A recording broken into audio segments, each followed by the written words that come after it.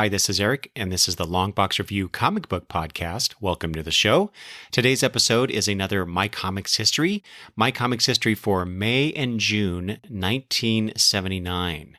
So I'll be talking about the comics that I purchased then and some other notable comics as well, and comics, of course, that I purchased later that came out at this time.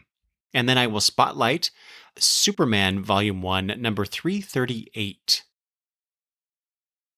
But before I get to that, I want to let everybody know that, speaking of my comics history, one of the things that is entwined in my history is my good friend Travis, and he has started doing his YouTube videos again about comic books, and so I've been gladly watching and listening to those.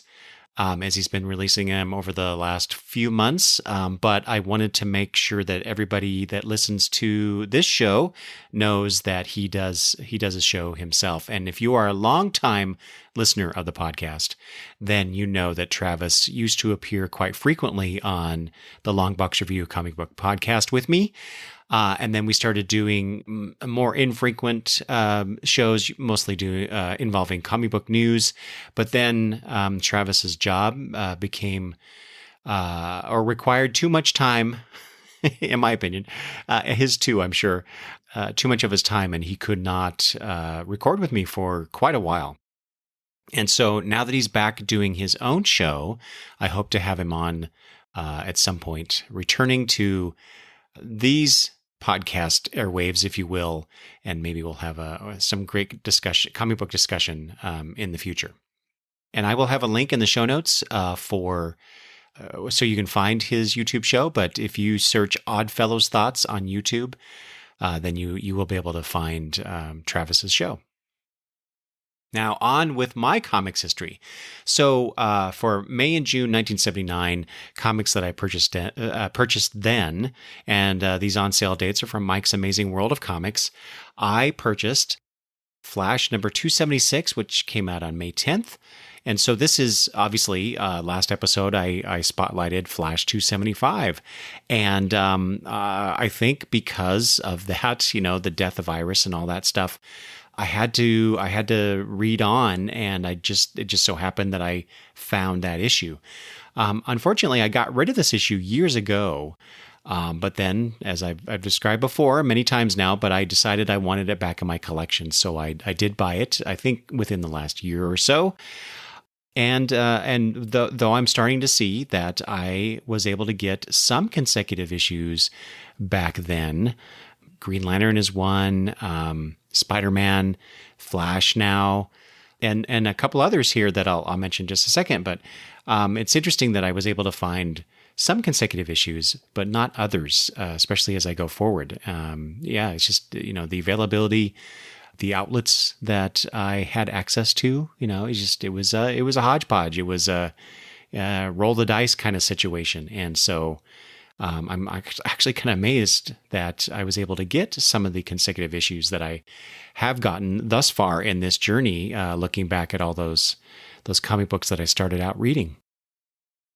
Another one that came out in May, on May 24th, is Superboy and the Legion of Superheroes number 254, my first Legion issue that I bought.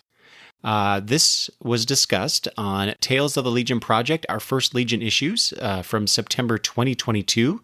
And I'll have a link in the show notes if you would like to hear me talk about that. And Peter talked about his first issue as well. And next up, May 24th as well, Superman 338, my first Superman issue.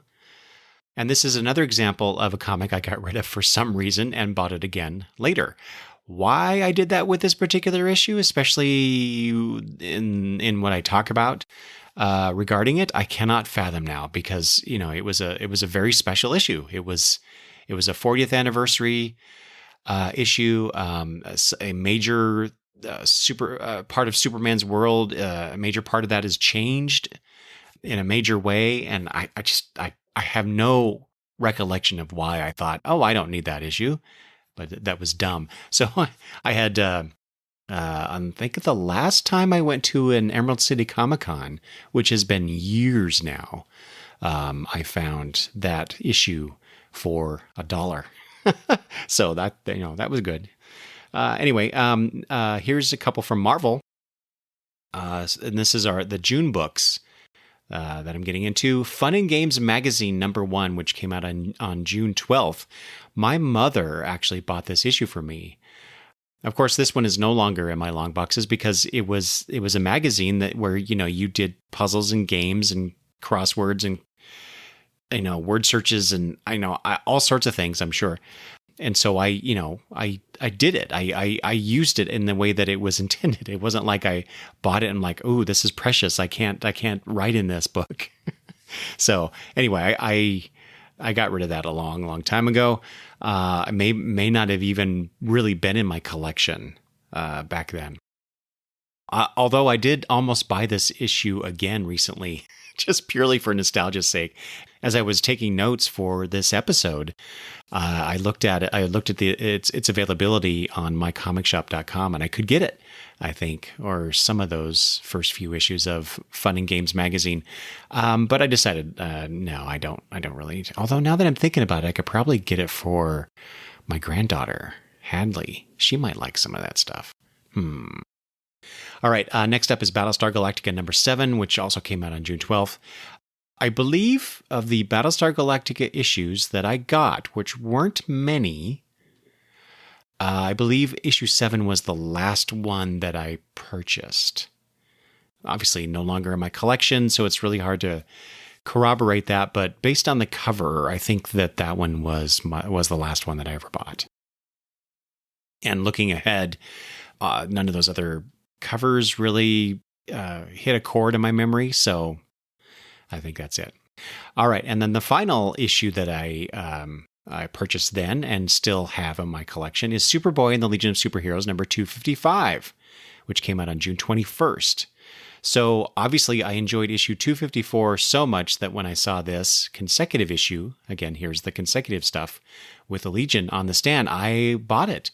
In this one, the Legion travels back to Krypton's past and they meet Jor-El. That's pretty much all I remember about it. It's been a very long time since I've read this issue. But I'm looking at this and thinking Superboy continues to be a huge draw for me for buying Legion comics. And I think that's how I started. It's like, well, there's Superboy. I love Superman. And so Superboy is really cool. And here he is in this book called The Legion of he's in this group called The Legion of Superheroes. And so I think that's what really drew me in. And then the Legion took off from there, as we shall see. And so, as I started, I believe, last episode for My Comics History, here's the DC versus Marvel count. So these are the 6th, 7th, 8th, and 9th DC comics I purchased. And the two that I listed here are the 10th and 11th Marvel comics I purchased or acquired, as the case may be. So getting up there, they're getting more even, and so I'm really curious what the next month or two, depending on the number of issues I'm going to talk about, will bring in terms of the total numbers for those two publishers. Okay, comics that I purchased later that came out at this time. There's only one for the month of May, Detective Comics #485, which features stories with Batman, Robin, the Demon, Batgirl, and Man-Bat. It features Bronze Tiger on the cover with Batman, and the cover's by Dick Giordano. I've not read that one. In June, Daredevil #160. On the Frank Miller, Klaus Jensen cover, Bullseye stands over a defeated Black Widow to flush out Daredevil as part of the story. Also haven't read that one. And Best of DC #1, which features Superman stories, which looks like a painted cover by Ross Andru and Dick Giordano. So obviously that was the first of the digest comic books that DC put out around that time. And I bought many of those over the next few years, and then would buy even more in visits to Comic Cons because I wanted more of those issues. But man, and I'm pretty sure I've said this before, they're really hard to read, really small print. Anyway, so maybe I should get to those sooner rather than later, in case my eyesight gets even worse. Anyway, the Best of DC Digest here had 5 stories, 5 Superman stories, including 2 of my favorite Silver Age Superman stories of all time. One is Superman Under the Red Sun from Action Comics 300, where he's trapped. I think it's the Superman Revenge Squad traps him on this planet, and he has these adventures surviving and whatnot. I think that's the one where he grows a beard and his nails get long, and when he gets back to Earth, he has to trim them. Anyway, I don't remember exactly now, but anyway, I just love this idea of Superman stranded and powerless on this other planet and surviving, through his wits. And then the other one is The Death of Superman, which is this is from Superman number 149. And this is an imaginary story where Lex Luthor feigns that he's, good now. He's cured cancer and Superman's helping him. Luthor becomes a target of the underworld and Superman saves him. But it all turns out to be a ruse, and Superman falls prey to Luthor's deadly kryptonite ray. And I distinctly recall that seeing the images of Superman lying in rest. Is that right? Is that how they say that? Completely green from the kryptonite poisoning. But that was an interesting story. It really had an impact on me. Also purchased later, Adventure Comics number 465, featuring Flash, Deadman, JSA, and Aquaman stories with a Jim Aparo cover, and which I have read. And Superman Family 197, featuring Superboy, Superman, Lois Lane, Jimmy Olsen, and Supergirl stories with a Jose Luis Garcia Lopez cover. And I've not read that one yet either. So many of these comics that I bought from my early time frame of reading comics and that I still haven't read. So eventually I'll get to them. Maybe that's the sequel to this podcast series, is the comics that I purchased that came out then that I haven't read and I could talk about. Anyway. Some notable comics that came out during May and June 1979. This one's merely notable for the timing, I guess, of when I saw it. DC Comics presents number 12. This is the Superman and Mr. Miracle team up. And the reason I put this on the notable list is because I distinctly remember seeing this on the newsstands, but I couldn't or didn't or chose not to buy it.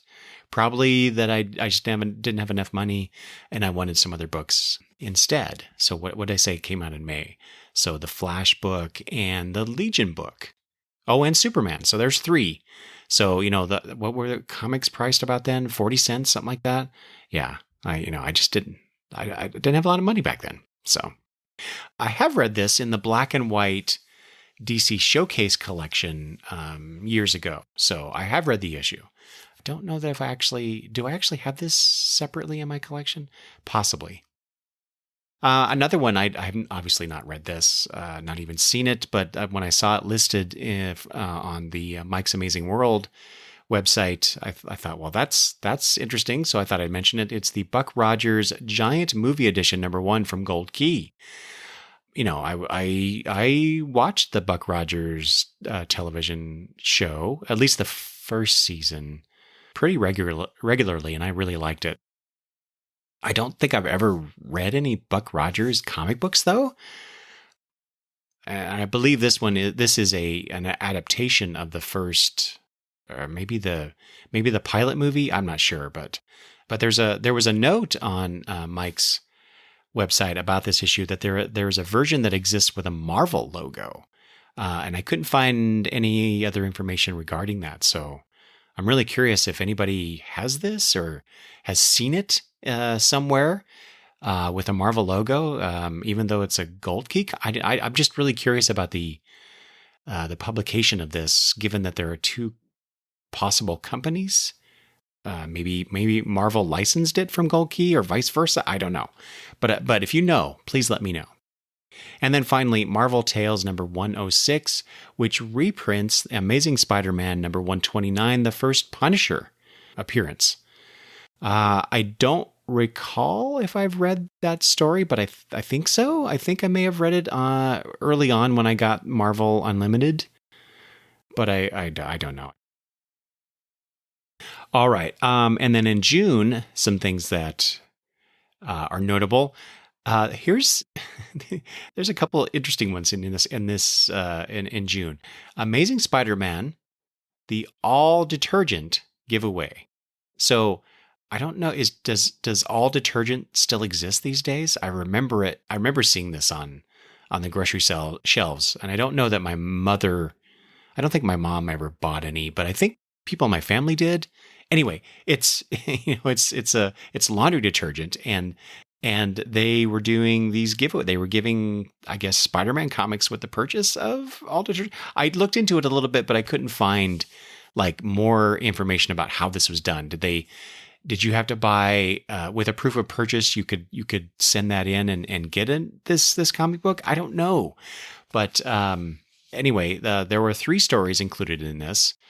The Origin of Spider-Man from Amazing Spider-Man 194, The Secrets of Spider-Man from The Amazing Spider-Man Annual Number 1, which I have read in a tabloid reprint edition, and then finally, Where Flies the Beetle from Amazing Spider-Man number 21.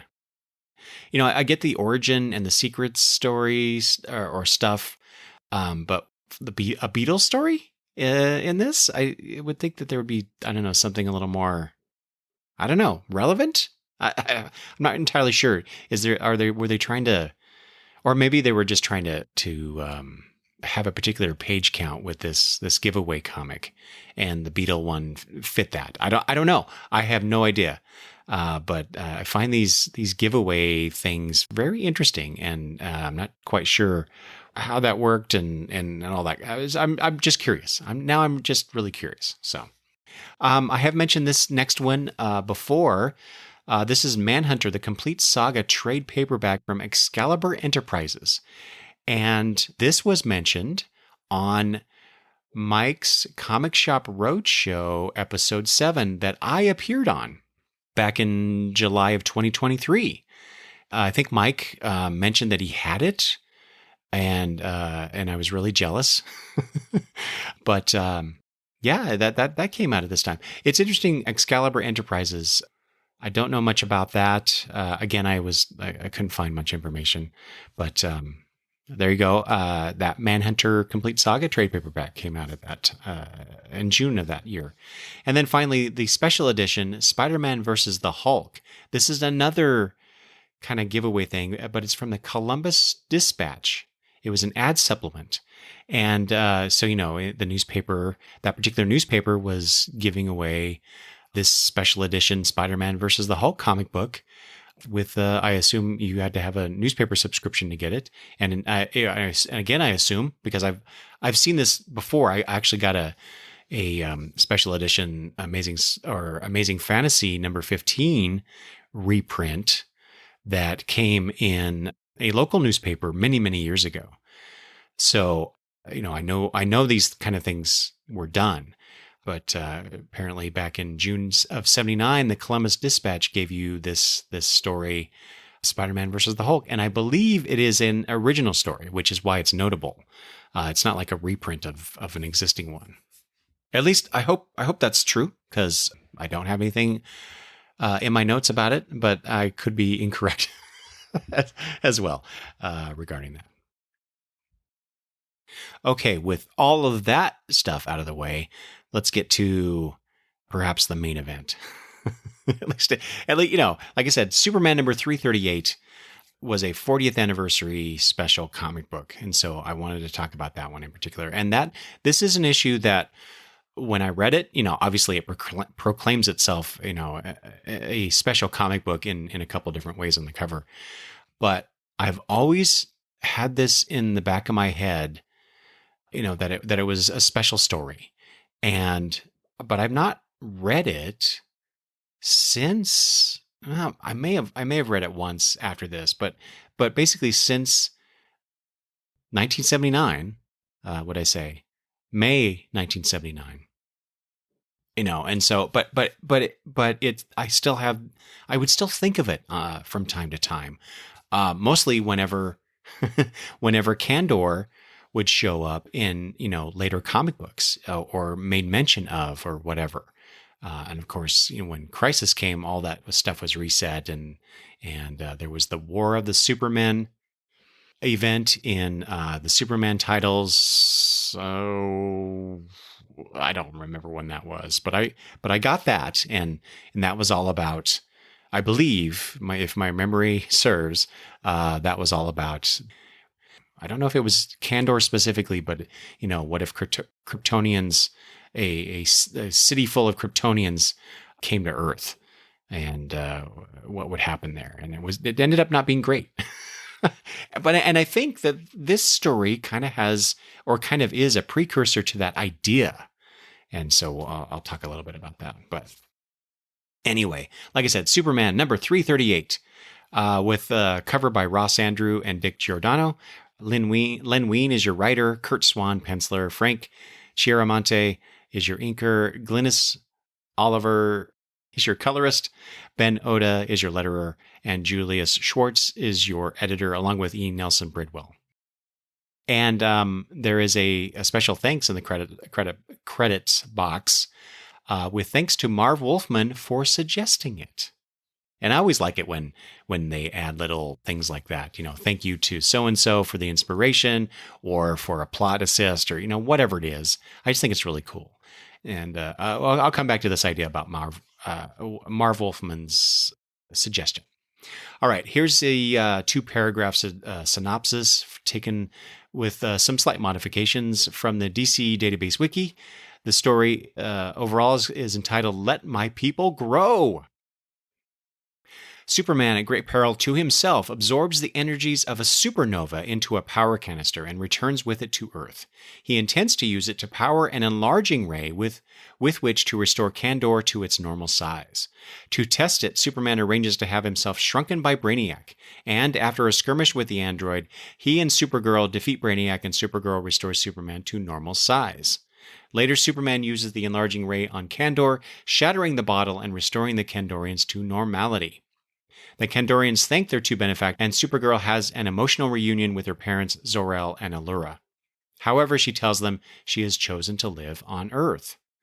Shortly afterward, the city itself crumbles into dust, since the enlarger ray only works permanently on living matter. Superman is grief-stricken, but Van-Zee tells him it is for the best. The Kandorians were without initiative, being cared for by Superman for years, and now they have a chance to build a new city through their own efforts and even conquer a world. Superman asks to be allowed to stay and help them build. Van-Zee then knocks Superman unconscious, loads him in a spacecraft, and has Supergirl fly them both into space. Seconds later, since the world the Kandorians have chosen is a phase world, it slips into another dimension with the shifting of the cosmic axis. The end. So this was probably my first encounter with the whole, quote unquote, extra length novel marketing ploy on a comic book cover. However, even then I knew that 23 pages did not constitute a novel, but given that most DC comics from that time were 17 pages, at least they gave us our 40 cents worth. The Ross Andru, Dick Giordano cover is certainly striking, with Superman blasting the bottled city, and one presumes it has already started growing in size as it appears large behind him and Supergirl on the cover. Speaking of the Maid of Might, she is lunging at her cousin, trying to stop him from using the experimental ray that may destroy Kandor. I think she doth betray the plot too much. Perhaps it's worth noting that the ray gun is drawn differently here on the cover than in the issue, and I actually prefer Andrew's design over Swan's, though the latter's design has holes on the top to dissipate the heat generated by the blast. So, I got to give him props for that little engineering detail.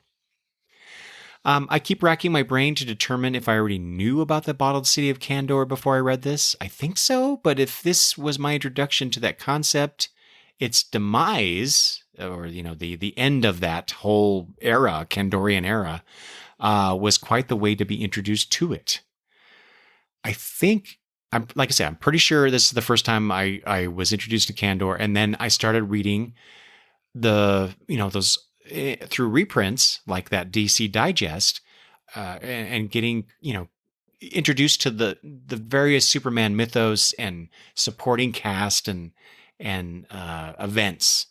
And so yeah, it's weird that to think back on this and go, a major thing about Superman, the bottled city of Kandor, is no longer a thing, starting with the first Superman issue I ever bought.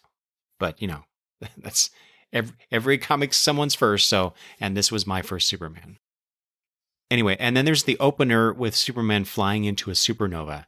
I hadn't been reading comics very long, and not a lot of comics with Superman, as I've said, though I watched him obviously on television, Super Friends, Adventures of Superman with George Reeves.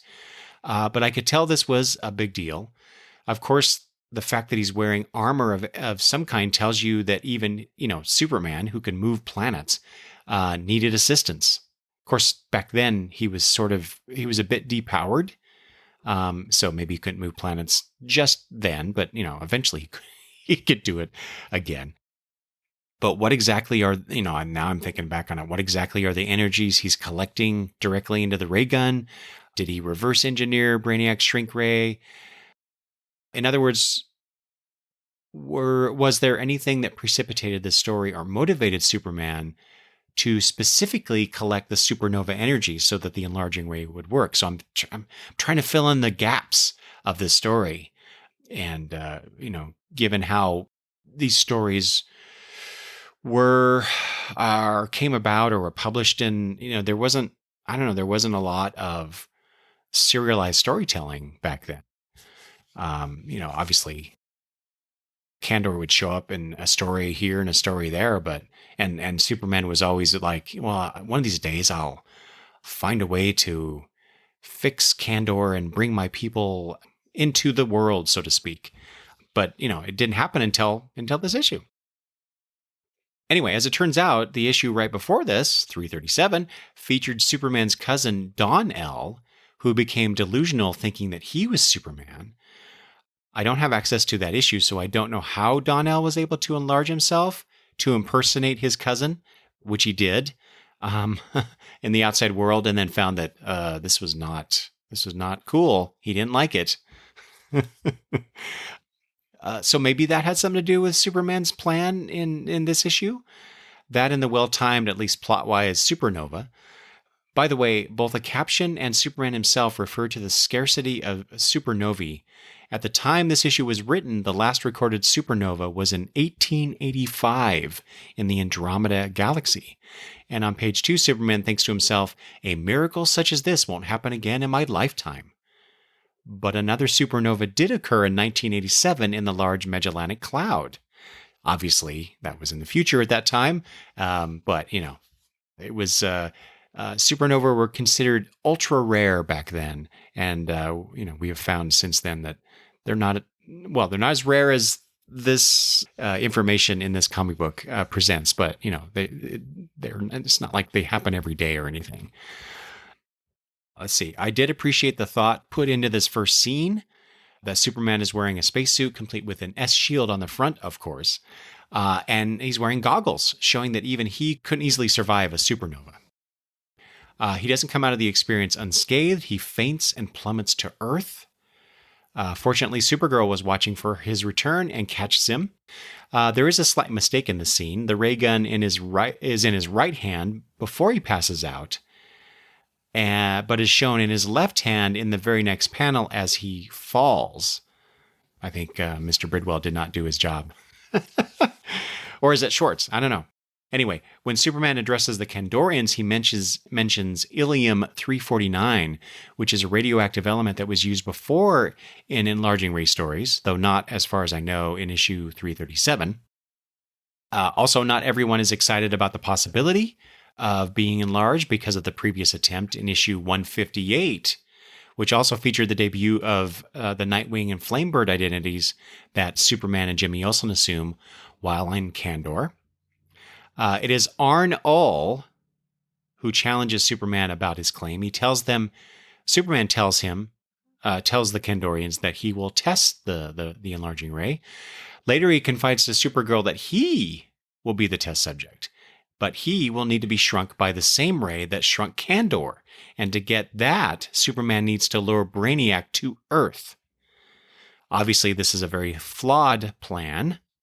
How does Superman know that Brainiac uses the same ray? Has he ever upgraded or replaced it? Doesn't this endanger at least some people on Earth? And in fact, it does exactly that in the next scene. This is where they put a chapter 2 title called The Lilliput Problem, which I thought that was a great little allusion. This is where the synchronicity of numbers in comic books come into play and is something I love about the medium. The cover proclaimed the 40th anniversary, which I mentioned before, of the Superman title with this issue. And inside, in the issue, Perry White celebrates his 40 years in journalism with everyone assembled, Lois, Jimmy, Steve, and other supporting cast members. There's also, I thought this was a nice detail, a typewriter-shaped cake. Though the number of candles don't quite add up to 40, it's 30-something. Morgan Edge is there also, and presents Perry with a solid gold replica of his first bylined article. Solid gold. Even the late Bronze Age Morgan Edge never struck me as such a generous benefactor. But then again, I don't know that I've read a whole lot of stories featuring Morgan Edge. All I knew is I didn't like the guy. Anyway, it's then that Brainiac arrives and uses a traction beam to cause an earthquake in Metropolis. And so this go back to what I was saying before. Even if no one was physically harmed, the structural damage alone should cause anyone to rethink Superman's role as a resident protector. Anyway, comic books. Anyway, Superman engages with Brainiac, hoping to force him to use his shrink ray. Of course, Brainiac does, and Superman jumps right in its path. After Brainiac chastises him for that ridiculous maneuver, he tells Superman, quote, "The blast you're about to receive will reduce you to absolute nothingness." Fortunately for everyone, Supergirl again comes to Superman's aid, warning Brainiac to stop. Of course he doesn't, and Supergirl has to use the enlarging ray to counteract the shrinking ray from Brainiac. There's a weird splashback effect shown, as if the rays were streams of water hitting one another, one pushing the other away. And also the way that the beams are shown or drawn is kind of weird, as if the shrink ray is moving towards Superman and Supergirl in slow motion, which gives Superman time to tell Supergirl to fire her gun, and then she does, and then we get that splashback. Regardless, Brainiac and his flying saucer begin to shrink. Brainiac begs Supergirl for help, but Kara tells him there isn't enough energy left to enlarge Superman and Kandor. Even Superman has more sympathy for his people's enemy, but callous Kara still refuses. Brainiac disappears, apparently shrinking to nothing. In fact, just before he disappears completely, we, hear him speaking via the word balloon that's shown, but the text is so minuscule, it's like we can't make out what he's saying. It's kind of sad. Never fear, however, because Brainiac next appears a year later in Action Comics number 514. And I'm really curious if I could ever find that issue and read it, if Brainiac makes any reference to this encounter. And, how was he able to return in normal size and all that stuff. But anyway, back to this story. Supergirl comes across in this scene as the pragmatic one, cold even. But given that Brainiac is the reason Kandor and her parents are in this state, it kind of makes sense how she would react to this. After all, she's not a female clone of Superman, and nor shares his outlook completely. As she reminds her cousin, we still have a city full of Brainiac's victims to concern us. In other words, keep your eye on the ball, Cal. Of course, the field test proves to be a success, even if Arn Ull remains skeptical. And then we get to Chapter 3, All Creatures Great and Small, another great chapter title. It's perhaps fortuitous that the Kandorians are wiser than their earthbound brethren because despite supposedly being welcomed with open arms by the world, as Superman tells them, they have chosen a large primitive world orbiting a red sun. Much the same as our long-lost Krypton, Van Zee tells Superman and Supergirl. The moment is at hand. Superman fires the ray, and we get this lovely caption box. For several interminable seconds, nothing changes. And then, with a shattering of glass and a roar like the winds of eternity, represented by the sound effect, squaw-wah-hoom, the last surviving city of a once thriving world begins to expand, its great gleaming towers straining for the sky. And Kandor lives again. So this scene is a great 2-page spread by Swan, Chiaramonte, and Oliver. The way the enlargement is evoked in the static image and how grand the city looks, all gleaming gold in the sunlight of a new world. And it's truly the climax of the story. And then we get the rest of it. Supergirl and Superman walk triumphantly into the city, and soon Supergirl is reunited with her parents, as mentioned before. But she disappoints their delusions of family by telling her parents that she has a life of her own on Earth and she cannot stay.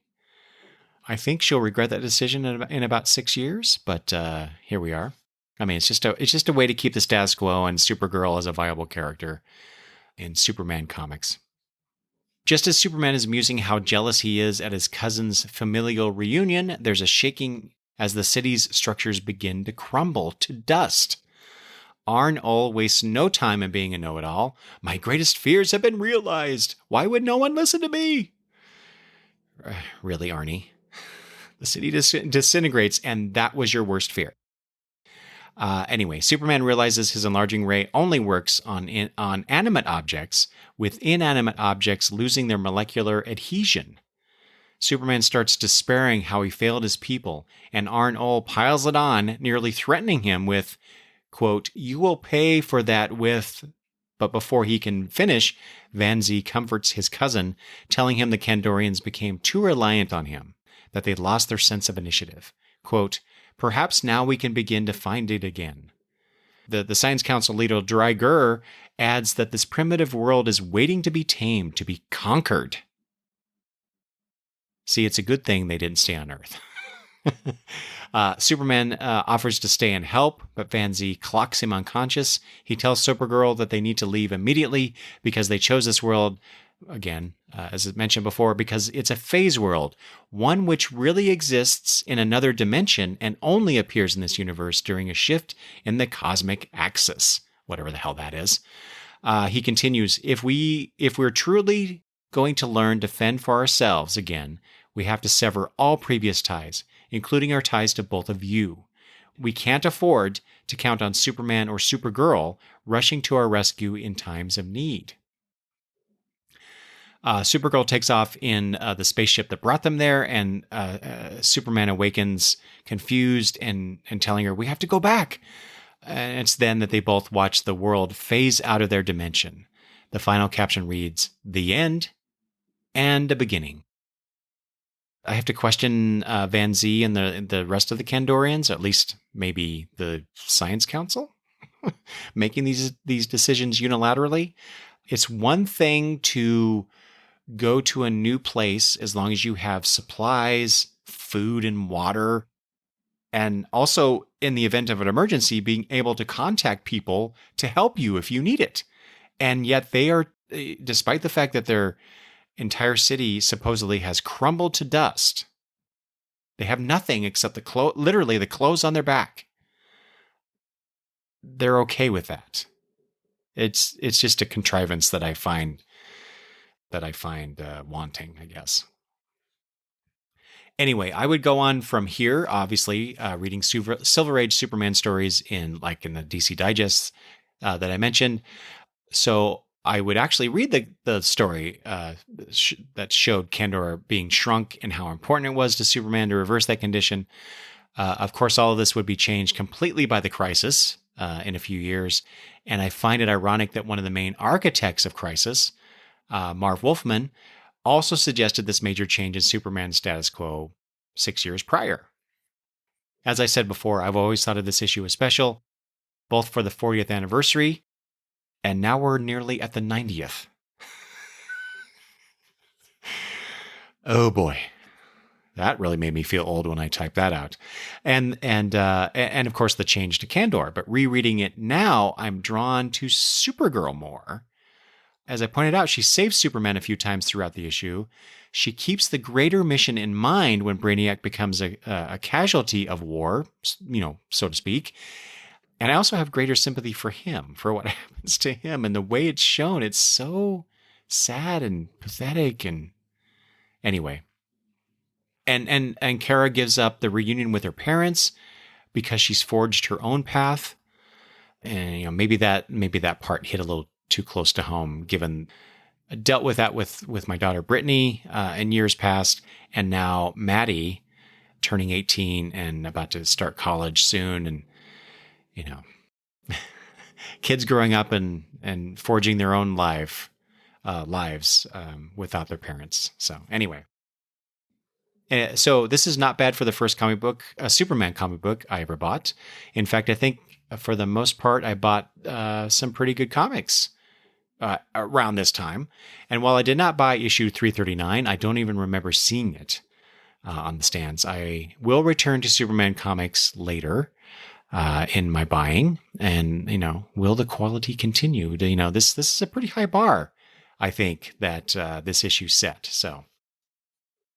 All right. Moving on, I really wish the DC Universe Infinite app, and Marvel's for that matter, would just provide the whole issue as printed back then, including letters pages and the ads. I had to do some additional research to read the letters pages, and the reactions were a mixed bag. But first, too many letter writers praised Len Wein for the story, not mentioning Curt Swan or the other collaborators at all, proving that recognizing artists as co-storytellers has been a very long-term problem indeed. So anyway, to the letters, Tony called it a classic and also mentioned the prophecy that Brainiac would meet his doom by his own shrinking weapon, something I had never heard of in 45 plus years of reading comic books. So where did that prophecy come in? What exactly was said about it? Got to find this out. Tom mourned the loss of the Bottle City, adding, quote, "I know it's an overwhelming temptation for writers, especially those with fanish backgrounds, to write the conclusions to unresolved conflicts in comics. Such resolutions as these deprives future generations." And he concludes with, quote, "I think I'll pity the children of 10 years from now." Ouch. I mean, he's throwing the gauntlet down at Len Wein's feet, and just that was just I felt a little over the top reaction. However, editor E. Nelson Bridwell responded with, quote, "Excuse us a moment while we wipe away a tear or two." That man pulled no punches. I love it. Let's see. Charles represented many who wrote in complaining about the apparent inconsistency of the enlarging ray's design flaw involving inanimate objects. Charles expected a bunch of naked Kandorians, but Bridwell confirmed that the Kandorians used organic fibers. Honestly, I had the same thought as Charles about the clothing. Barbara wondered what they would call the new world, and Bridwell said some readers recalled it was named, I want to say Rockin, Rokyn, or Rokin, I don't know. Years before, in a Legion story he wrote. This is the name they indeed used in the 1981 Krypton Chronicles miniseries, where Superman and Supergirl visit the Kandorians when the phase world, I guess, phases back in.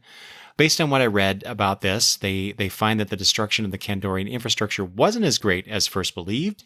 Only about half of the city needed to be rebuilt. And now I have to go find those issues and read that. Even though it's really just a celebration of Superman's history. I think just the Kandorian thing, the New World, Rockin or whatever, is really just a way to get into examining Superman's ancestry and whatnot. So I don't know how much of New Candor or whatever is part of that miniseries. But if I can find it, I'll read it. As far as ads in this issue, the only one of consequence that for me anyway, was and new, because I've talked about some other ones in past episodes, was for a 1/20th scale Lamborghini Countach, which loosely translated means wow. The Lamborghini wow. The Countach remote-controlled car kit for only $12.99 plus $2 postage and handling. As it says here in the ad, the ultimate super sports car kit, operating headlights and taillights with winking feature, motor-driven power steering. Car has 2 powerful electric motors, forward and reverse shift lever and steering wheel on control box. Turns left and right, requires batteries, not included. Heavy construction detailed model kit with glue included. So this came from Dothan, Alabama, which I tried to... Is Dothan... Why Dothan? I don't know. Let's see. Versions of this car were shown in seasons 1 and 2 of Miami Vice, which is why I recognize this car looking back on it now, 40 years later or whatever. But what's pertinent about this ad for me, considering the comic book it is in, is that you could also get a free Superman t-shirt iron-on with each order. And I'm pretty sure 10-year-old me would have been more interested in that iron-on than the car. Well, the car would have been cool. But I would have wanted the t-shirt iron-on more. All right, that is all I have for you regarding Superman number 338 and all of the rest of the comics in my comics history for May and June 1979. Please send feedback about this episode to longboxreview@gmail.com. Leave a voicemail or text me at 208-953-1841 or contact me via social media at longboxreview, especially on Blue Sky, where I am most active. Thanks for listening, and I will talk to you later. Bye-bye.